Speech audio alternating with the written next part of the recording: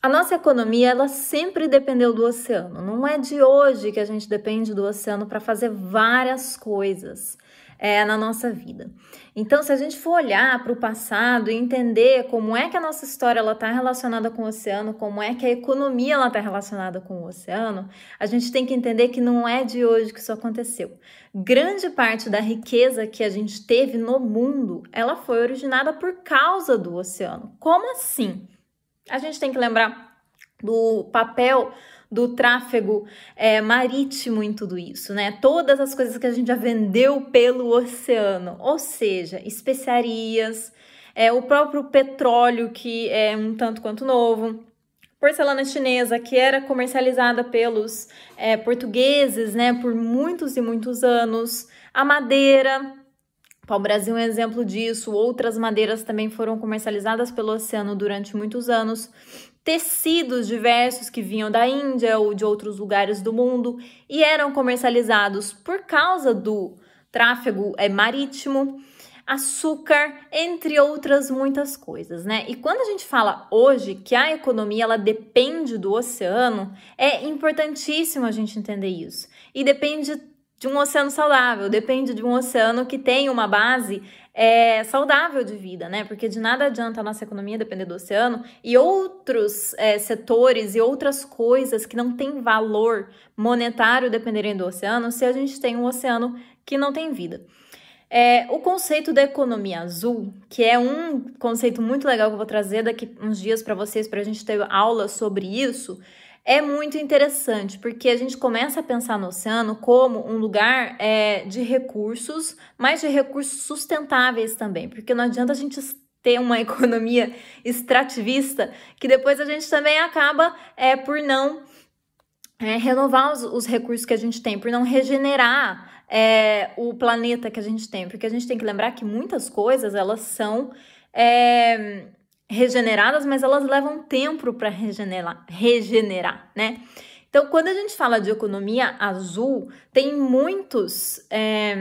só para a gente dar aqui, né, gente, uma olhada, né, que não é de hoje que a gente está falando de oceano, então não é uma coisa muito nova.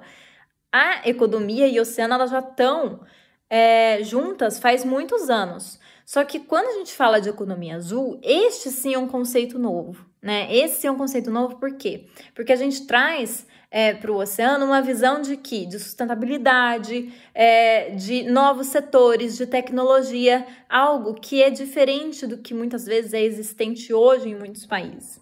Então, a economia azul, ela tem muitas definições diferentes, tem a definição da União Europeia, tem a definição do Banco Mundial, tem a definição do Gunter Pauli, e cada uma dessas definições são importantes para a forma como a gente enxerga o oceano. Então, por exemplo, a definição da União Europeia para a economia azul é que são todas as atividades relacionadas ao oceano que têm uma relação tanto com o oceano quanto com a costa.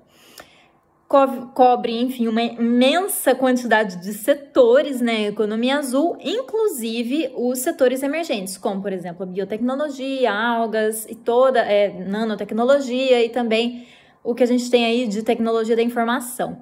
Essa é a definição da União Europeia, né, o que é realmente a economia azul. Quando a gente olha para a definição do Banco Mundial, a definição é que a economia azul é o uso sustentável dos recursos do oceano para o crescimento econômico, a melhoria, né, das comunidades que vivem em volta das zonas costeiras e a criação de trabalhos, enquanto a gente também preserva o meio ambiente e cria oportunidades para as pessoas. Então, a economia azul está muito ligada a essa ideia de desenvolvimento sustentável. E tem também uma definição que eu adoro, que é a do Gunter Pauli, que é o escritor de Blue Economy, 10 anos para 10 inovações e 100 milhões de empregos, ou 10 milhões de empregos. É um livro que eu realmente recomendo para vocês, Gunter Pauli, anotem aí, que ele fala que a economia azul ela é um pouco diferente do que a gente chama hoje de economia verde.